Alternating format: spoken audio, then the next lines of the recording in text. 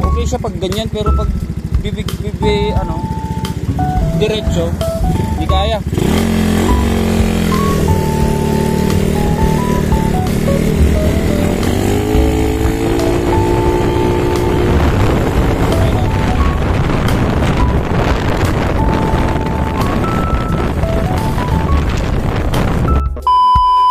Sup guys, so yun, panibagong vlog tayo ngayon guys.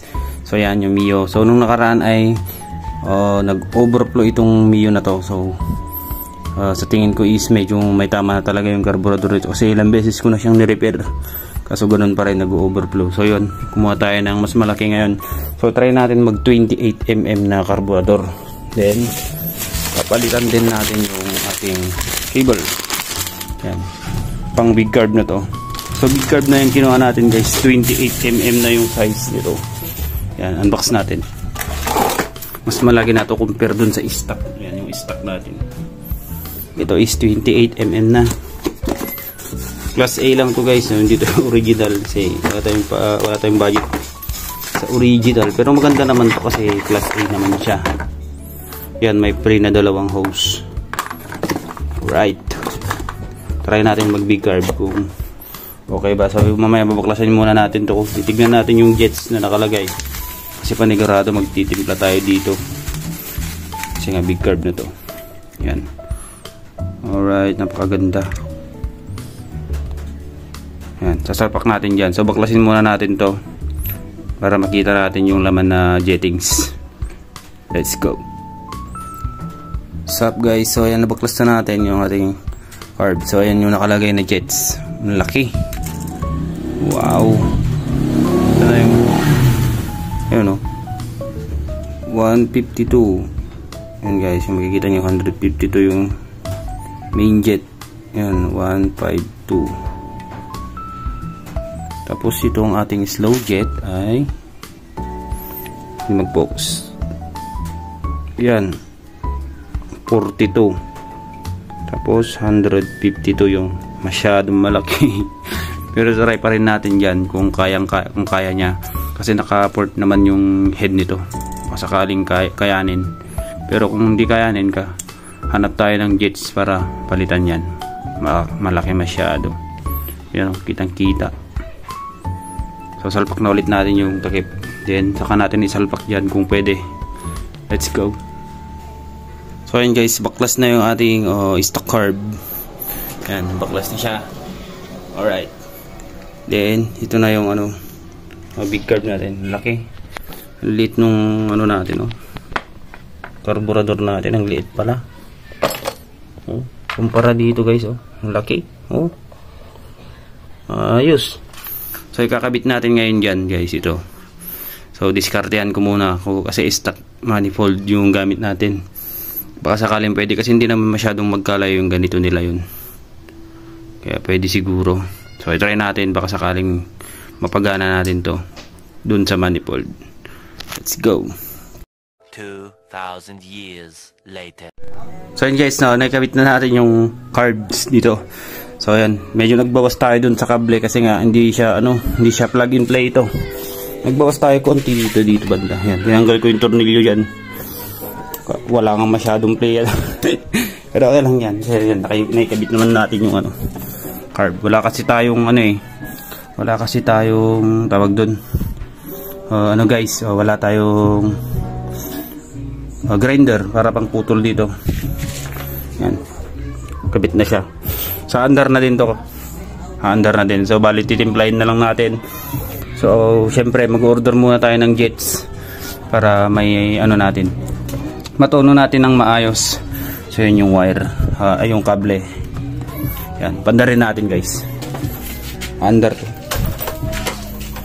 Kick lang natin muna.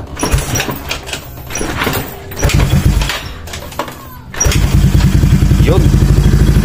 One click. Yan, nice one. 28mm na yung carb niyan. So bali yung guys, yung choke pinatay na natin to. So wala nang choke yan. So bali open carb na yan. So gagawin na lang natin, bibili pa tayo ng air filter para mas maganda rin lang kung may air filter to, mas okay. Laki ng carb. So yung manifold naman saktong sakto lang guys, saktong sakto lang yung manifold. So hindi na tayo wala na tayong inedit dun sa manifold. So syempre sa susunod na vlog natin is baka port matching natin tong para magparehas yung lumuwang yung nito, yung port nitong manifold kasi stock pa lang yan. So yan, all goods naman. Balik kabit na lang natin, then testingin natin sa labas kung okay ba. Alright, let's go. A few moments later. Alright guys, so naikabit na natin yung mga upuan, tapos yun, okay na. Pero yan lang, walang cover. Bibilan siguro natin to kasama yung guys, air filter. So try natin, tarin muna natin yun, 1 click. So try, ititimplahin pa natin yan guys, so baka mamaya maganda lang siya pag nag-idle, pero pag tumakbo baka wala, baka palyado kasi merong ganun na case nito eh. So mamaya ito try muna natin sa labas, then update ko na lang kayo kung ano yung naging resulta. So yun lang, peace. So yun guys, nandito tayo sa bukid. So yun, lunod guys, lunod siya, lunod yan lunod siya guys. So hindi siya masyadong makabuelo kasi nga overgas. So kailangan natin magpalit ng jets talaga. Mukhang masyadong malaki yung jets na nakalagay sa kanya. Kasi ang nakalagay dito is 130, 150 to yung main. Try lang natin mag 140 ganun. So mag 140 lang tayo. Try natin baka kaya ng 140. So hanap tayo ng jets na medyo mas malaki kasi overgas tong nakalagay sa kanya na 152. Then 42 yung ating slow jet. So magpalit ulit tayo ng slow jet. So try ko kanina doon, yan maluwang yan. Hanggang doon yan. Doon, hanggang dito. So try natin. Hindi ko kasi mawakan yung cellphone eh. Mahirap. Mahirap siyang hawakan. Kamalaglag.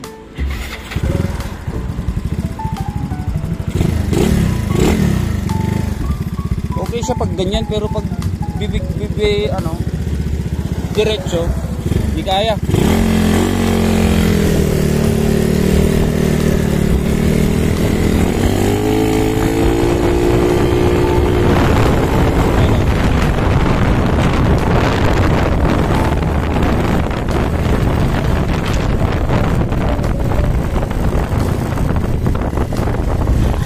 Yun guys, nakita nyo ba yun kanina? So humahagok siya. So yun, masasabi ko guys ay kailangan natin magpalit ng jets talaga. So hanap muna tayo ng jets, tune ulit natin to. Let's go.